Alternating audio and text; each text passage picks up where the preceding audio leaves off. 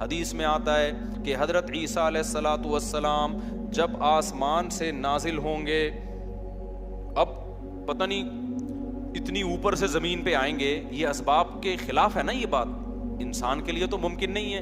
جب آپ زمین کے خول سے باہر جاتے ہیں آکسیجن ہی ختم ہو جاتی ہے، زندہ رہنا ممکن نہیں ہے. لیکن عیسیٰ علیہ السلام کو اللہ نے اپنی قدرت سے زندہ رکھا ہوا ہے. جب قرب قیامت میں دمشق میں عیسیٰ علیہ السلام آئیں گے تو حدیث میں آتا ہے کہ امام مہدی شام میں نماز کے لیے کھڑے ہوئے ہوں گے، عصر کی نماز کے لیے مصلی پہ. مینار ہے، اس پہ کون نازل ہوگا؟ حضرت عیسیٰ علیہ السلام. تو مینار سے پھر سیڑھیاں لگائی جائیں گی حضرت عیسیٰ کے اترنے کے لیے. کمال کی بات ہے، اللہ وہاں سے یہاں تک آ گئے، تھوڑا سا تو رہ گیا فاصلہ. چھوڑو یار، تم لوگ کے سمجھ میں نہیں آ رہا. ابے سوال پیدا ہوتا ہے کہ جب ادھر سے ادھر تک آ گئے تو تھوڑا سا تو رہ گیا ہے نا. اب یہاں سیڑھیاں کیوں لگائی جا رہی ہیں؟ بھائی دنیا کیا ہے؟ دارالاسباب ہے. ادھر سیڑھیوں سے جانا ممکن نہیں تھا، وہ اللہ اپنی قدرت سے ہی لے گیا. یہ دنیا دارالاسباب ہے، یہاں پہ کیا لگیں گی؟ سیڑھیاں لگیں گی. وہاں سے نیچے اتریں گے، اتنے بڑے بڑے بال ہوں گے جن سے پانی بہہ رہا ہوگا. کیونکہ حضرت عیسیٰ علیہ السلام کو جب سولی پہ لٹکایا جا رہا تھا اس وقت آپ نے غسل کیا تھا، تو اللہ نے ان کی شکل کا کوئی آدمی کر دیا اور عیسیٰ ابن مریم کو آسمانوں پہ اسی حال میں اٹھا لی. اور قرب قیامت میں جب نازل ہوں گے تو عصابۃ تغزو مع عیسیٰ ابن مریم، نبی نے فرمایا میری اس امت کے لیے جنت کی ضمانت ہے جو عیسیٰ ابن مریم کے ساتھ مل کے جہاد کرے گی. حضرت عیسیٰ نے آتے ہی کیا کرنا ہے؟ جہاد کرنا ہے. تو اور پھر ایسا جہاد ہوگا اما الاسلام و اما السیف، یا تو اسلام ہے یا تلوار ہے، بیچ کا کوئی راستہ نہیں ہے. اور تقاتلون الیہود، سب سے پہلے لڑائی کس سے ہوگی؟ یہود سے ہوگی، عیسیٰ ابن مریم کی. کیونکہ یہود نے آپ کو قتل کرنے کی کوشش کی تھی، تو اللہ تعالیٰ عیسیٰ ابن مریم ہی کے ذریعے ان سے انتقام لیں گے. خیر، اب ایسا نہ ہو کل کوئی امام مہدی آ جائے. آج کل مارکیٹ میں امام مہدی کے نام پہ منجن ہر تھوڑے دن میں کوئی مہدی. میرے والد صاحب ایک واقعہ بتایا کرتے تھے، ہماری محلے کی مسجد میں نا ایک آدمی بہت نیک تھا، عبادت کرتے کرتے نا اس کی کھوپڑی گھوم گئی اوپر سے. بعض لوگ بہت زیادہ عبادت کرتے ہیں، دماغ خشک ہو جاتا ہے، خوراک ہوتی نہیں ہے، ہنسی مزاح کی کوئی بات ہی نہیں ہوتی، تو اوپر سے سیٹنگ کیا ہو جاتی ہے؟ آؤٹ. تو اس کی سیٹنگ آؤٹ ہو گئی. برا نہیں تھا وہ، میرے والد صاحب کے پاس آیا، کہنے لگا، میرے والد صاحب کو لوگ حافظ صاحب کہتے تھے، حافظ صاحب ایک بات آپ سے کرنا چاہتا ہوں، آپ ذرا نیک آدمی لگ رہے ہیں، صرف آپ سے کروں گا، کسی اور سے نہیں. والد صاحب نے کہا کیا؟ کہتے ہیں مجھے نا کچھ الہامات ہو رہے ہیں کہ امام مہدی میں ہی ہوں. والد صاحب ہمیں یہ واقعہ سنا رہے تھے، کہتے ہیں کہ میں نے اس سے کہا کہ بس مجھے بتا دیا، میرے علاوہ کسی کو قطعاً نہیں بتانا، ورنہ حالات کا میں ذمہ دار، کوئی بھی پیل دے گا. صحیح ہے نا؟ تو بس یہ مجھے بتا دیا نا، بس یہ ہم دونوں کے راز کی بات ہے اور اللہ کو پتہ ہے، کسی تیسرے کو بتانے کی بالکل بھی ضرورت نہیں. پھر والد صاحب نے اس کو بولا بھائی تو تھوڑا سا وظائف نہ کم کر دے، تھوڑا سا نارمل لائف میں آ جائے، انسان کا بچہ بن جا، تیری کھوپڑی کیا ہو رہی ہے سیٹنگ اپ. تو بہت سے امام مہدی اس چکر میں بنے ہیں، ہوتے نہیں ہیں. تو جب امام مہدی نے آنا ہوگا نا تو سب سے پہلی بات یہ کہ وہ مہدی ہونے کا دعویٰ نہیں کریں گے، ان کو لوگ کہیں گے کہ آپ مہدی ہیں. ان میں علامتیں دیکھ کے علماء ان سے خود کہیں گے، سارے پیچھے پڑ جائیں گے کہ آپ مہدی ہو. سمجھتے ہو کہ نہیں سمجھتے ہو؟ تو جو خود سے مہدی ہونے کا دعویٰ کرے وہ تو مہدی ہو ہی نہیں سکتا. اور جب امام مہدی ہوں گے تو عیسیٰ ابن مریم نازل ہوں گے.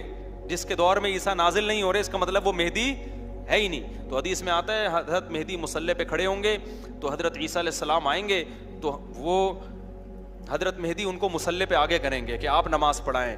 لیکن حضرت عیسیٰ علیہ السلام کس کے حوالے کریں گے مصلی؟ کہ یہ نماز آپ ہی پڑھائیں گے. کیوں؟ مجھے اللہ نے نماز پڑھانے کے لیے نہیں، مجھے کس کے لیے بھیجا ہے؟ جہاد کرنے کے لیے بھیجا ہے. میں تلوار لے کے لڑائی کروں گا، یاجوج ماجوج کو قتل کریں گے. اب یاجوج ماجوج کہاں ہیں اس کے بارے میں کوئی صحیح بات ہمارے علم میں نہیں ہے. ویسے بھی اگر ہمیں پتہ چل جائے کہاں ہیں تو وہ دریافت ہو جائیں گے نا. اور قرآن کہتے ہیں قرب قیامت سے پہلے وہ دریافت بولو نہیں ہو سکتے. تو اللہ نے چھپا دیا ہے، ان کو چھپا دیا ہے. تو چھپایا ہے اس لیے کہ پہلے نہ پتہ چلے کدھر ہے.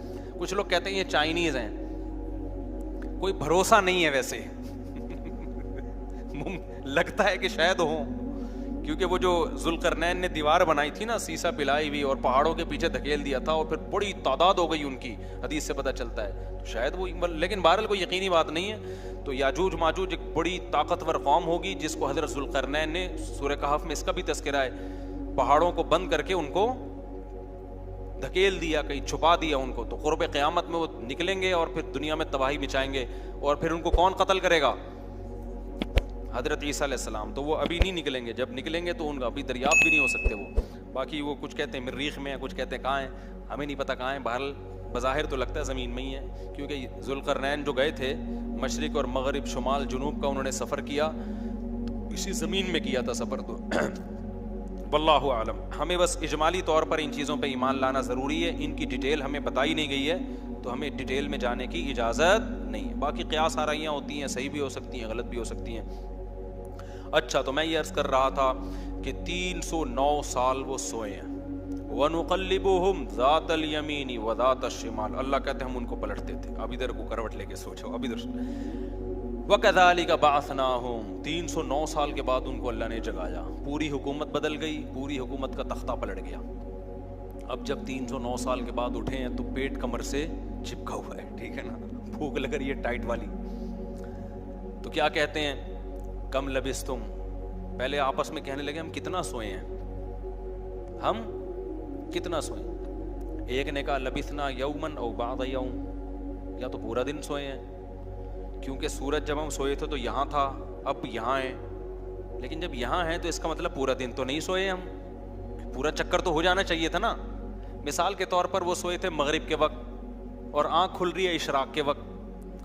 اب کنفیوز ہو رہے ہیں نا کہ یار اگر ہم تھوڑا سوئے ہیں تو یہ تو ہمیں لگ رہا ہے بہت زیادہ سوئے ہیں, 24 گھنٹے سے زیادہ تو سو نہیں سکتا کوئی. تو کہنے لگے یا تو ہم پورا ایک دن سوئے ہیں یا شاید اس سے کم سوئے ہیں. کم سونے پر یہ اعتراض ہو رہا ہے کہ نیند تو بڑی شاندار طریقے سے پوری ہوئی ہے, 4-6 گھنٹے میں ایسی ہوتی نہیں ہے.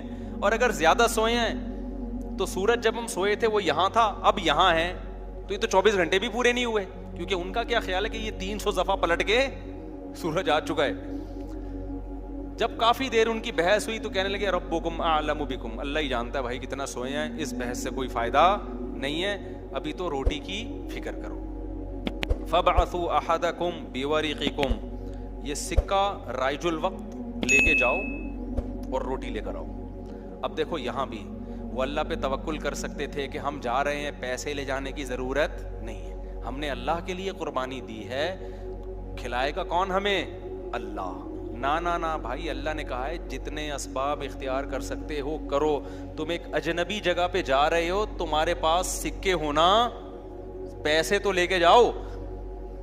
عربوں میں نا جب زمانہ جاہلیت میں حج ہوتا تھا تو دور دور سے جو عرب قبیلے بیت اللہ آتے تھے پیسے نہیں لے کے آتے تھے ساتھ میں, کہتے تھے کہ ہم اللہ کے گھر کی زیارت کے لیے جا رہے ہیں تو کھلائے گا کون ہمیں؟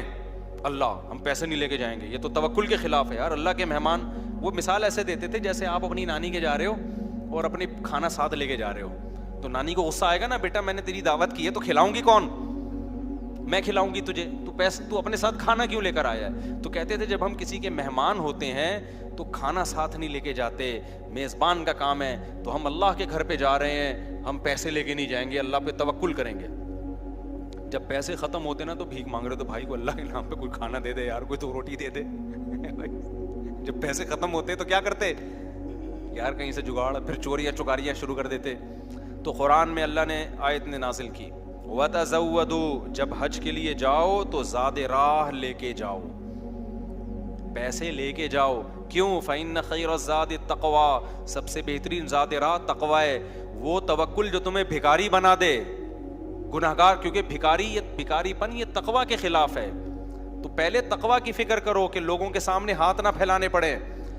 تو ان کو بتا دیا اللہ نے صحابہ کو کہ توکل کا یہ مطلب نہیں ہے کہ دنیا میں اسباب اختیار نہ کرو, حج پہ جا رہے ہو تو پیسے لے کے جاؤ سارا. تبھی فقہا کہتے ہیں, فقہا نے دین کو خوب سمجھائے کہ حج صرف اس پہ فرض نہیں ہو جاتا کہ آنے جانے کا انتظام ہو جائے, نا, حج اس پہ فرض ہوگا آنے جانے کا انتظام بھی, راستے میں کھانے کا انتظام بھی, اور جتنے دن آپ گھر کی مارکیٹ سے شارٹ رہو گے بیوی بچوں کے کھانے کا بھی انتظام. آپ کا حج کا آ گیا بھائی, آپ نے کہا میرا جہاز کا ٹکٹ بھی ہو گیا, ہوٹل کا کرایہ بھی ہو گیا, کھانے پینے کا انتظام بھی ہو گیا, نکل گئے 40 دن کے لیے. بچے کہہ رہے ہیں ابا مارکیٹ سے کیا ہو گیا, ابا ہم کیا کھائیں یہاں پہ؟ تو ابا کہہ رہا ہے بیٹا میرے لیے چونکہ آنے جانے کا پراپر انتظام ہو گیا تھا تو مجھ پہ حج فرض ہو گیا ہے, کیونکہ اللہ نے کہا ہے جس میں استطاعت ہے حج فرض ہے, تو مجھ میں استطاعت حج فرض ہے. تو بچے کہیں گے ہمارا کیا قصور ہے. اس لیے علماء نے بیان کیا کہ استطاعت میں یہ بھی داخل ہے کہ آپ کا بھی اور جن کی آپ کفالت کر رہے ہو, جو آپ کی شرعن ذمہ داری ہے, ان کا بھی انتظام ہو. سمجھتے ہو کہ نہیں سمجھتے ہو؟ تو انہوں نے اپنے ساتھ سکے لے کے گئے ہوئے تھے, وہ سکہ رائج الوقت. جب نکاح ہوتا ہے نا تو سکہ رائج الوقت, میں نے سکہ رائج الوقت میں آپ کا نکاح فلاں, میں یہ لفظ نکال دیا ہے, میں اتنے پیسوں میں کرایا ہم نے, کیونکہ رائج الوقت ہی سکے چلیں گے نا, یہاں نکاح میں ڈالر تھوڑی دیں گے. کبھی خربوزہ خریدتے ہوئے کہا کہ سکہ رائج الوقت کے مطابق یہ خربوزہ کتنے روپے کلو ہے, جیسے وہاں سیدھا سیدھا بولتے ہو بھائی خربوزہ کتنے روپے کلو ہے, تو مہر میں بھی وہی ہے. جب پاکستان میں شادی ہو رہی ہے تو پاکستانی روپے میں ہی ہوگی, اس میں الگ سے سکہ رائج الوقت بتانے کی ضرورت نہیں. لوگ کہہ رہے تو سکہ رائج الوقت کے مطابق, تو وہاں سے میری زبان پہ یہ آیا ہے. تو انہوں نے کہا بھائی یہ سکہ رائج الوقت ہے, اس کو لے کے جاؤ اور کھانے پینے کا انتظام کرو.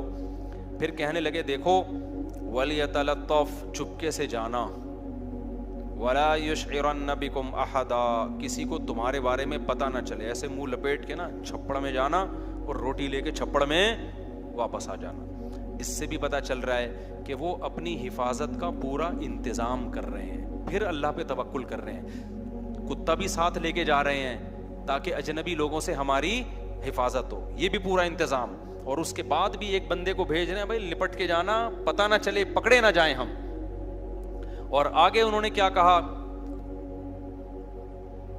فَلْيَنظُرْ أَيُّهَا أَزْكَىٰ طَعَامًا, دیکھنا پاکیزہ کھانا ہو, حلال کھانا لے کے آنا. اس سے بھی پتہ چلتا ہے کہ چونکہ غیر مسلم ریاست تھی نا, وہاں ان پر واجب تھا کہ کھانا خریدنے سے پہلے تحقیق کر لیں کہ حرام ہے یا حلال.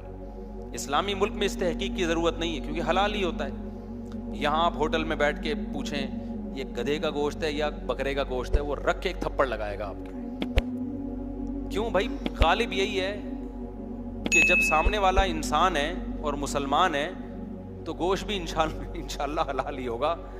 سامنے والا گدھا نہیں ہے تو گوشت بھی گدھے کا. یہاں بھی گدھے کے گوشت بکے ہیں مگر ان کا ریشو کم ہے نا, عموماً تو حلال ہی ہوتا ہے. لیکن جب آپ غیر مسلم ریاست میں جاتے ہیں, پھر جب بھی آپ کوئی چیز خریدیں گے تو آپ پر تحقیق کرنا واجب ہے, بھائی یہ حلال ہے یا نہیں. میں یورپ میں جہاں بھی ہوٹل میں جاتا تھا پہلے پوچھتا تھا ابے یہ مرغی حلال ہے کہ حرام ہے, وہ کہتا تھا حلال ہے. کیسے پتا چلا حلال ہے؟ ٹھپا تو سب نے لگایا ہوا ہوتا ہے حلال کا, کہاں سے خریدی آپ نے؟ وہ بتاتا تھا فلاں سے. میں نے کہا آپ کو پتا ہے کہ وہ ہاتھ سے ذبح کرتے ہیں؟ کہ جی ہمیں تو نہیں پتا. میں نے کہا پھر ہم بھی نہیں کھائیں گے بھائی. یہ غیر مسلم ریاست میں یہ تحقیق کیا ہے؟ اطمینان ہو جائے کہ ہاں جی ہاتھ کا ذبیحہ ہے, بسم اللہ اللہ پڑھ کے کہہ رہا ہے, تو پھر آپ کھا سکتے ہیں, ادروائز نہیں کھا سکتے آپ. پھر آپ چلغوزے کھائیں, کچھ بھی کھائیں, گزارا کریں آپ. سمجھتے ہو؟ تو ان لوگوں نے بھی کیا, حالانکہ یہ کتنے شدید بھوکے تھے نا, ان کو تو چاہیے تھا بولتے یار تو جا اور جو ملے لے آ بس اٹھا کے, ٹھیک ہے نا, جو ملے. ابھی حلال حرام کے چکر میں پڑنے کی ضرورت نہیں ہے, بہت ہو گیا یار بھوک دیکھ یار, ابھی تو ابھی پھر بھی جا کے حلال حرام کی تحقیق کرے گا. ابے جو ملے اٹھا کے لے آ, نا نا نا نا, حلال لے کے آنا, حرام سے ایوائڈ کرنا. اب جب وہ بندہ آیا نا سکہ رائج الوقت لے کے, تو جب وہ اس نے سکہ دیا تو وہ دکاندار نے بولا بھائی یہ کون سے زمانے کا سکہ لایا بھائی تو, ٹھیک ہے نا, یہ کرنسی تو کیا ہو گئی ہے, 300 سال پہلے یہ نوٹ ختم ہو چکے ہیں. اس پہ تو جس بادشاہ کی تصویر ہے وہ بھی بت پرست بادشاہ تھا, اس کا تو خاتمہ ہو گیا ہے. یہاں تو جہاد ہوا, دوسری قوموں نے حملہ کیا, پوری ریاست کیا ہو گئی ہے, ختم. اچھا وہ بھی دیکھ رہا تھا کہ یار یہ تو وہ شہر ہی نہیں لگ رہا, میں کوئی گوگل نے غلط تو نہیں بتا دیا کہیں مجھے, ہے بھائی. وہ بھی یہی سوچ رہا نا جو کہ بھئی میں کہاں ہوں, یہ وہ جگہ ہی نہیں لگ رہی. تو 309 سال میں تو سب کچھ چینج ہو جائے گا نا. بالآخر قرآن میں چونکہ اختصار ہے, بہت شارٹ واقعات سناتا ہے. بالآخر کیا ہوا کہ لوگوں نے اس سے پوچھا تم کون ہو, اس نے پوچھا بھائی وہ کہاں ہے, انہوں نے کہا وہ تو 309 سال پہلے ونس اپون اے ٹائم ایک حکومت تھی, پھر یہ ہوا, پھر علامتیں دیکھی گئیں, یہ پرانے سکے نکلے. تو لوگوں کو, اچھا ان لوگوں کی ہسٹری بھی لوگوں کو پتا تھی کہ پرانے وقتوں میں چند نوجوانوں نے اللہ کے لیے قربانی دی تھی اور اپنے علاقے سے ہجرت کر کے چلے گئے تھے, ان کے نام یہ تھے, ان کی علامتیں یہ تھیں. تو اس سے بھی لوگوں کو نا ہسٹری سے پتا چل گیا بھائی یہ کون لوگ ہیں, یہ وہی لوگ ہیں. تو پھر بہرحال جب ہو گیا تو ان کی تو بڑی واہ واہ ہو گئی, یار یہ تو بڑے کرامتی بزرگ ہیں, یہ تو 300 سال سے کہاں سو رہے تھے, غار میں سو رہے تھے, سب نے ان کو بلایا, بھائی ان کا تو بڑا اکرام ہوا. میں اب آگے میں اپنے اسٹائل میں بیان کر رہا ہوں, قرآن میں نہیں لکھا ہوا, جو ہوتا ہے ایسے موقع پہ, بھائی دم کر دیں, ہمارے وہ گنجے کے بال نہیں آ رہے, حضرت اس کے سر پہ دم کر دیں, اس کی شادی نہیں ہو رہی, اس کے لیے دعا کر دیں, اور یہ بچہ مفتی مولوی صاحب میرا بچہ انسان کا بچہ بن جائے. ہم نے جب پیدا کیا تھا اس وقت انسان تھا, لیکن اب جو رپورٹ ہے اس کے مطابق یہی جو شکایتیں آ رہی ہوتی ہیں, کوئی پھونک لگاتے ہیں, کوئی تبلیغ میں نکال دیں, کوئی نصیحت کر دیں, جو بھی ان کا اتنی عزت ہو گئی, اتنی عزت ہو گئی, پھر انہوں نے وہ سب آ گئے, اور ان کی بڑی جو اللہ نے نا ان کی دعا ایسے قبول کی کہ بجائے ہجرت کرنے کے انہی کے وطن کو ان کے لیے سوٹیبل بنا دی. اور بالآخر ایک وقت کے بعد ان کی طبعی موت ہوئی. تو اب لوگوں میں جھگڑا ہو گیا, بھائی ان کی موت واقع ہو گئی ہے, تو یہ چونکہ ایک بڑا تاریخی واقعہ ہوا ہے, تاریخی واقعہ ہوا ہے نا, اس واقعے کو محفوظ رکھنا. ہسٹری تو ہر ایک چاہتا ہے نا محفوظ ہو, اور وہ ہسٹری جس میں کوئی سبق ہو. تو کسی نے کہا ہم قبہ بنائیں گے, کسی نے کہا ہم کیا بنائیں گے, لیکن جو غالب لوگ تھے, جن کو اللہ نے غلبہ دیا تھا, انہوں نے کہا لنتخذن علیہم مسجدا, ہم ان کے غار, کہا جاتا ہے کہ اسی غار میں ان کو دفن کیا گیا, جس غار میں انہوں نے زندگی گزاری نا, ہم ان کے غار کے قریب ایک مسجد بنائیں گے تاکہ اس مسجد میں نماز بھی ہو, عبادت بھی ہو, عقیدہ توحید بھی زندہ رہے, کیونکہ انہوں نے قربانی توحید کے لیے دی تھی, اور مسجد توحید کا سب سے بڑا ذریعہ ہے. مسجد بتاتی ہے کہ صرف اللہ کو پکارا جائے گا, تو انہوں نے پھر وہاں مسجد بنا دی. تو اب بعض لوگ اس سے کہتے ہیں, اس سے پتہ چلتا ہے مزاروں پہ مسجدیں بنانا جائز ہیں. نا نا نا, اس وقت ان کی قبر کے قریب مسجد بنائی گئی تھی توحید کو زندہ کرنے کے لیے. اب قبروں پہ مسجد بنانے سے توحید کا بیڑا غرق ہوتا ہے, اب شرک اور بت پرستی پھیلتی ہے اس سے. اس لیے علماء کہتے ہیں اب قبرستانوں میں مسجدیں نہیں بنائی جائیں گی. ان کی نیت کچھ اور تھی, آج کچھ اور ہونے لگتا ہے, آج قبروں کو سردہ ہونے لگتا ہے وہاں پہ, اس لیے آج بنا کیا جائے گا اس عمل سے. سمجھتے ہو کہ نہیں سمجھتے؟ تو اس واقعے میں ہمیں کیا سبق ملتا ہے؟ اس واقعے سے ہمیں سبق ملتا ہے کہ جو اللہ کے لیے قربانی دیتا ہے اللہ اس سے غافل نہیں ہوتا, اللہ غیب سے اس کی مدد کرتا ہے.